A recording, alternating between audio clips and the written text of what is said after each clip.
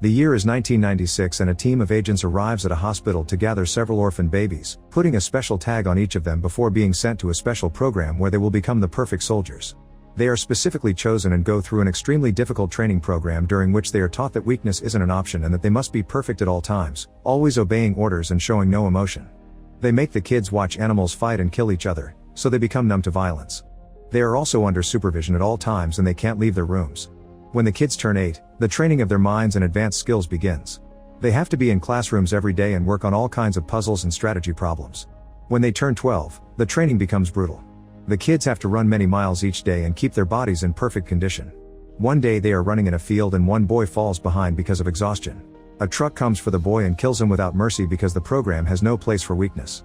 The other boys aren't allowed to react either, they just have to keep running. Once the kids grow into teenagers, they are trained with guns and taught to kill every target in sight, not allowing them to ever show mercy during missions.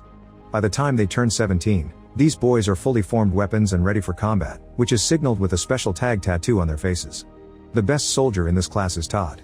By year 2036, he hasn't failed a single mission, although he has gained many scars. He travels all over the world and even to the moon, leading the special team through brutal battles during which they kill without remorse or mercy. Todd goes as far as to kill an innocent woman just to reach his target. He only cares about the mission, not his fellow soldiers, and has never experienced normal human interaction. The commander behind this special unit is Church, who is very proud of his team's success. However, soon things get complicated when Colonel Macomb comes to their base with a whole new unit, explaining that they are genetically engineered soldiers, almost superhuman. According to him, this means that they are better than Church's men and that Church should disband his program. Church disagrees, pointing out nothing can beat his soldiers' years of experience. Then Macomb proposes to make both units compete against to prove which is the best one. Macomb calls for Kane to represent his team. When the test's being, Kane quickly proves his superiority. He's more precise with the guns and he can lift more weight without getting tired. During a running race, Todd goes ahead because Macomb gives him 20 extra minutes. But when Kane starts running too, he still manages to surpass Todd even if he started much later.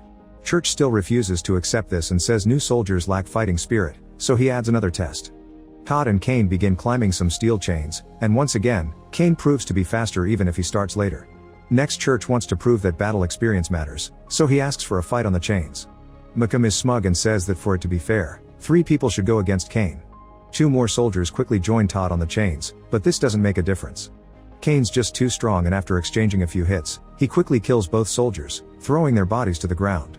Todd manages to stay a bit longer and jumps on Kane, injuring his face to the point Kane loses an eye. Kane still can fight though and throws Todd on the piles of bodies on the ground.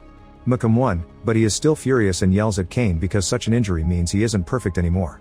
Thinking Todd is really dead, Church accepts the new unit, and while the older veterans aren't killed, they won't be on active duty anymore. Macomb orders to throw the bodies out as garbage, and a giant ship carries all the waste to a planet called Arcadia, which is a planet covered in trash. During the trip, Todd wakes up, feeling scared for the first time in his life as he realizes where he is. Suddenly the ship hatch opens to let go of all the trash, and Todd tries his best to hold on yet he still falls down on the planet. Luckily he manages to survive the fall and starts exploring the area. At first he only sees waste, but eventually he notices people in rags moving around. Todd decides to follow them, but at that moment, a giant sandstorm starts to hit the area and Todd has to hold down until it passes. Eventually Todd gets out of the storm and walks into a graveyard, noticing many people have died on this planet. After some more walking, he finally arrives at what seems to be a colony that these people have built from garbage and ship parts. He sneaks around the stairs, but before he can do anything, a gust of wind throws Todd off and he passes out after noticing a bunch of kids staring. Afterward, all the people in the colony argue over what to do with Todd. It has been many years since anyone new came to this planet, so they don't know if they should trust Todd. In the end, the leader decides they'll help Todd but Mace must keep an eye on him. Meanwhile, Todd is being taken care of by Mace's wife Sandra, who shares medicine with him. The couple has a young kid named Nathan, who is curious about Todd but they don't let him be near him. When Todd is finally healthy enough to leave the bed, he finds the family having a happy time together, and he doesn't know how to feel. Mace shows him he made a crutch for him, and Todd decides to behave for now. In the evening, the family brings Todd to the communal mess hall, and everyone feels wary of Todd because he eats a lot and doesn't speak, not to mention his soldier tattoos. When someone asks him what his deal is, Todd explains he was replaced by a better soldier, and people begin feeling more sympathetic toward him. From then on, Todd spends his time with Sandra, learning to do basic everyday chores. Sandra uses this time to teach him about the colony. This little town wasn't always here, the people were on their own ship traveling until the ship broke down and they crash landed here. It happened 3 years ago and help never came, But Sandra doesn't mind because nobody bothers them here and they live in peace. Meanwhile, Malcolm reveals he has been watching the Arcadia system and wants to set up monitoring stations there. He also wants to send out his new soldiers to patrol. If there are any refugees or minors, they will be officially classifiable as hostiles, which Church doesn't approve of. Back in Arcadia, Sandra is taking care of the gardening and shocks Todd by teaching him how to plant a sprout. Suddenly a snake comes closer and Sandra immediately kills it, explaining they can be dangerous. One bit Nathan once and he was sick for a long time. He is better now, but he can't talk because of it. Sometime later, Todd goes out with the men to salvage things from the trash. Because of the weather, they all keep chains connected to their belts not to get lost. Unfortunately, a really strong sandstorm hits the area then, and a man gets trapped in the wind. The guys start pulling at the chain before their friend is blown away into an old machine, but they aren't strong enough to defeat the wind. At that moment, Todd joins in and begins pulling at the chain, his strength alone enough to save the man from the storm. During the struggle, someone drops a weapon and Todd picks it up, but the men immediately ask for it back while thanking him for his help. A ship flies above them and Todd gets curious, but Idas explained that the dumper ships just drop garbage and leave without making contact. Days pass and Todd gets used to life in the colony, working with the men salvaging the trash and with Sandra on the chores.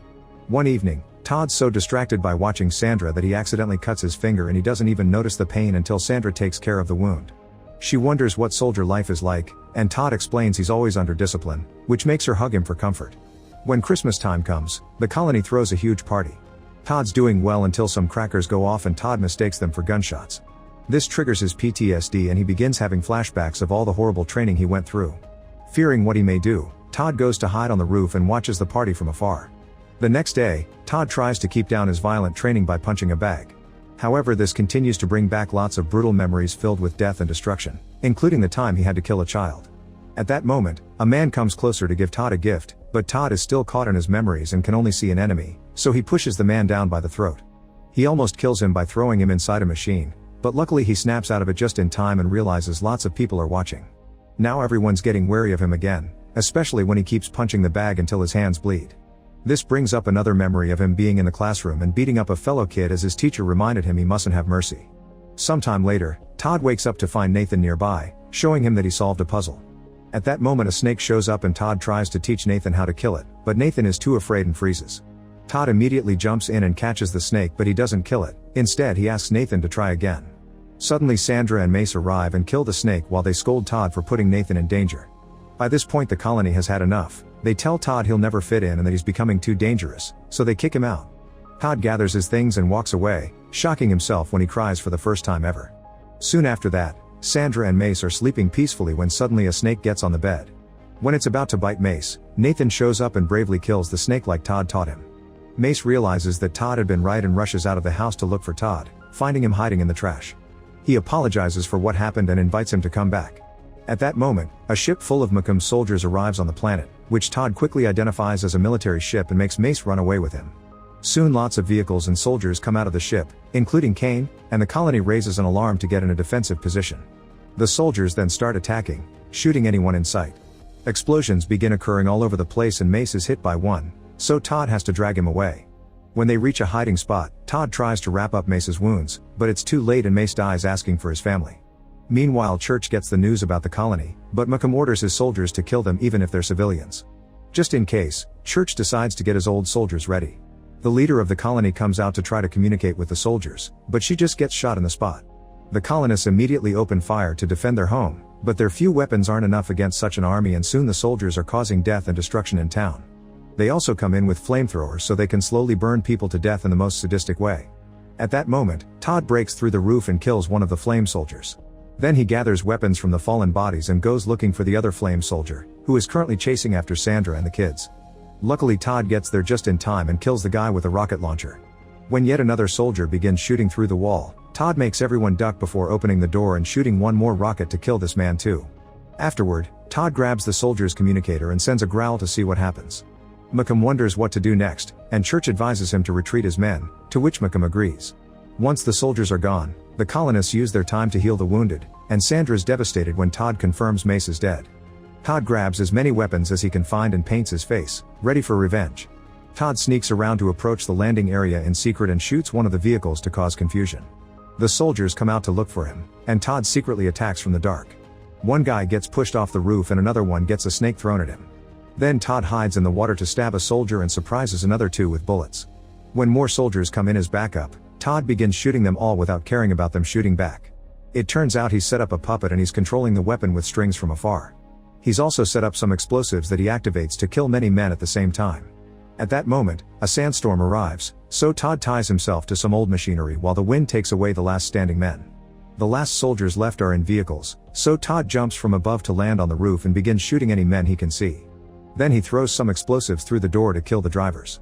However, Kane is still in his truck and attacking the colony again, causing even more damage. To get closer without suspicion, Todd steals a truck and comes after Kane by crashing against his vehicle. Kane jumps out of his car and immediately takes some medicine from his bag for his wounds.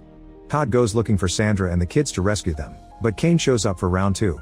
A new encounter between the men ensues, with them exchanging lots of blows and using any part of the colony for extra damage, like a falling sign in the window of a crashed helicopter. It seems Kane has the upper hand, and when Todd glances at a weapon on the ground, Kane goes for it first. This was a trick, and Todd uses the distraction to finally seriously hurt Kane with a helicopter blade. Then he punches him to the ground and grabs his neck to finally kill him. Moments later, Church's old army finds Todd and the survivors and doesn't attack because they still respect their old general. Meanwhile, Malcolm realizes he's lost all his men and orders Church to take off without the older guys. When Church protests, Malcolm immediately kills him.